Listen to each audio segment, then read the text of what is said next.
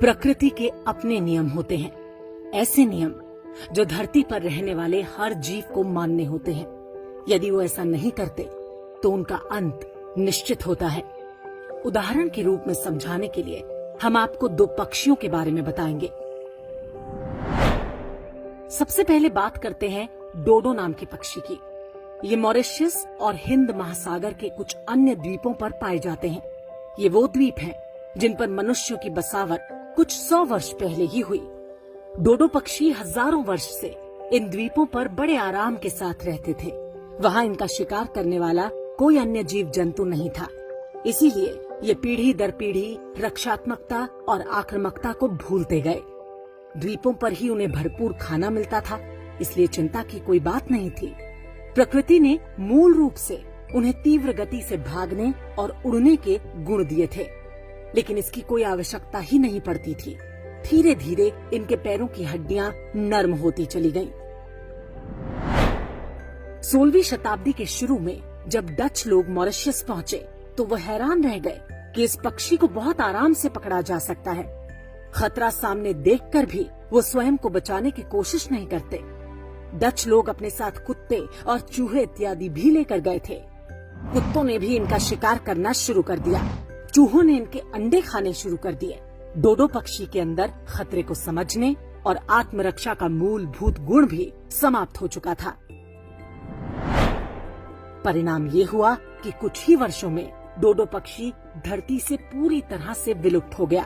आज इस पक्षी के सिर्फ 2 ममी बनाकर रखे गए हैं। एक ब्रिटेन के रॉयल म्यूजियम में है तो दूसरा मॉरिशस यूनिवर्सिटी में। अब बात दूसरे पक्षी की, जिसका नाम है केसोवरी। ये पक्षी ऑस्ट्रेलिया और न्यूजीलैंड से लगे द्वीप समूहों और कैरेबियन सागर के द्वीपों पर रहता है। ये भी डोडो, शुतुरमुर्ग और एमू के परिवार का ही पक्षी है। जिन जगहों पर ये रहते हैं वहाँ पर इनका शिकार करने वाले कई दूसरे जानवर रहते थे। समय के साथ मनुष्य ने भी इनका शिकार शुरू कर दिया।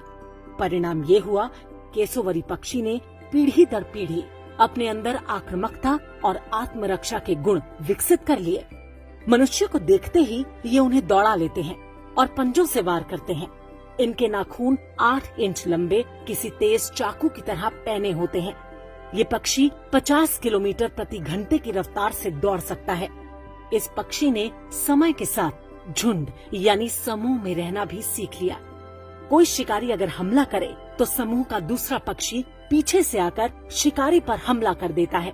आज जिन जंगलों में केसोवरी पक्षी पाए जाते हैं वहाँ बड़े बड़े चेतावनी के बोर्ड लगे होते हैं, क्योंकि ये मनुष्य को देखते ही उन पर हमला कर देते हैं। मनुष्य ने भी उनका शिकार बंद कर दिया और केसोवरी आज आराम से अपने प्राकृतिक निवास स्थलों पर ही रहते हैं। इन दोनों पक्षियों के उदाहरण से वही सीख मिलती है कि जो प्रजाति अपनी नई पीढ़ियों को हमलों का प्रतिकार नहीं सिखाती वो नष्ट हो जाती है।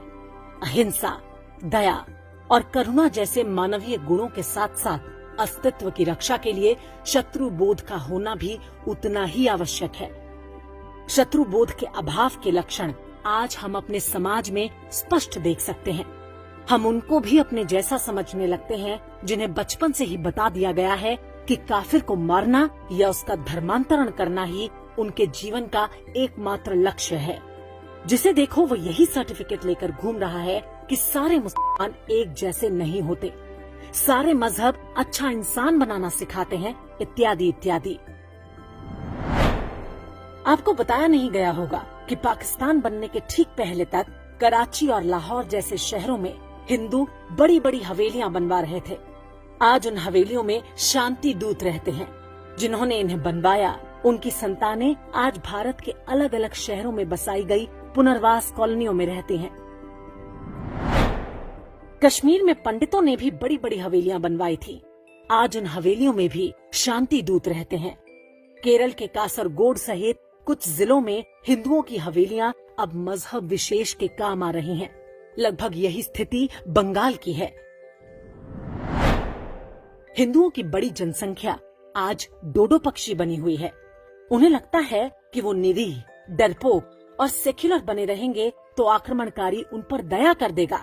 वो अपने बच्चों को आत्मरक्षा के मूल प्राकृतिक गुणों से भी वंचित कर रहे हैं। लेकिन ये भूल जाते हैं कि जो प्रजाति अपनी रक्षा स्वयं नहीं कर सकती, प्रकृति कभी उनका शोक भी नहीं मनाती।